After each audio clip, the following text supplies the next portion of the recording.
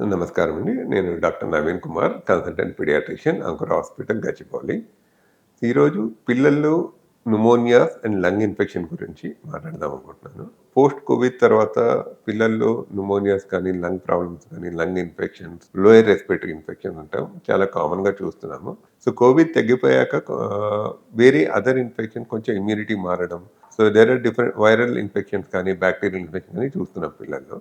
Common కోల్డ్‌గా start అవుతుంది. Majority of పిల్లల్లో కోల్డ్ కాఫ్‌తోని స్టార్ట్ అయ్యి but it is affecting the lungs also. వాళ్ళకి కొంచెం శ్వాస తీసుకోవడంలో ప్రాబ్లమ్ రావడం, మరీ నీరసంగా ఉండడం, హై ఫీవర్ ఉండడం, కంటిన్యూయస్ దగ్గు ఉండడం ఇట్లా ఉంటే మనం ఒక ఎక్స్‌రే చేసి లంగ్స్‌కి ఏమైనా ఎఫెక్ట్ అయిందా న్యూమోనియా అనేది చూడడం బెటర్. సో, న్యూమోనియాకి కారణాలు జనరల్‌గా 2 టైప్స్ ఆఫ్ ఇన్ఫెక్షన్స్ ఉంటాయి. ఒకటి virus, second is bacteria.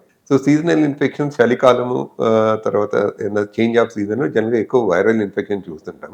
Viral pneumonias. Viral pneumonias జనరల్‌గా బిలో 5 ఇయర్స్‌కి కొంచెం రిస్క్ ఎక్కువ ఉంటుంది. వాళ్ళ ఇమ్యూనిటీ తక్కువ ఉంటుంది కాబట్టి. So, they can go into breathing problems, ఒకవేళ బాడీలో ఆక్సిజన్ తగ్గిపోవడము ఇట్లా ఉంటే మనం ఇమ్మీడియేట్‌గా మనం ఇంటెన్సివ్ కేర్‌లో పెట్టి ట్రీట్మెంట్ చేయాల్సి ఉంటుంది. అబోవ్ 5 ఇయర్స్ జనరల్‌గా ఇమ్యూనిటీ కొంచెం బెటర్‌గా ఉంటుంది. వైరల్ ప్రాబ్లమ్ వచ్చినా గానీ వాళ్ళని మనం హోమ్ అంటే అవుట్ పేషెంట్‌లోనే మేనేజ్ చేయొచ్చు.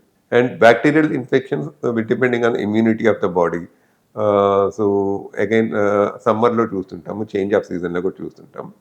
బ్యాక్టీరియల్ న్యూమోనియాస్‌లో they have more high fever and it's prolonged course ఉంటుంది వైరల్ ఇన్ఫెక్షన్ కంటే కూడా. స్లోగా స్టార్ట్ అయ్యి లేట్‌గా it take little time to recover. So, viral ఇన్ఫెక్షన్‌కి మనకి ప్రివెన్షన్ ఎలా how to prevent this pneumonias అంటే కామన్‌గా number 10 is vaccination. We have varieties of vaccination, especially all these vaccine covering the measles, DPT, as well as this chickenpox vaccine, pneumococcal vaccine.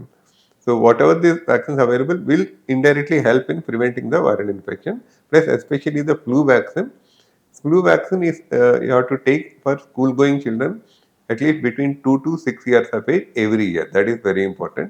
That will build up the indirect immunity to other viruses also. So, flu vaccine ఇచ్చిన వాళ్ళకి risk of hospitalisation తగ్గుతుంది. Pneumonia severity కూడా తగ్గుతుంది మనకి.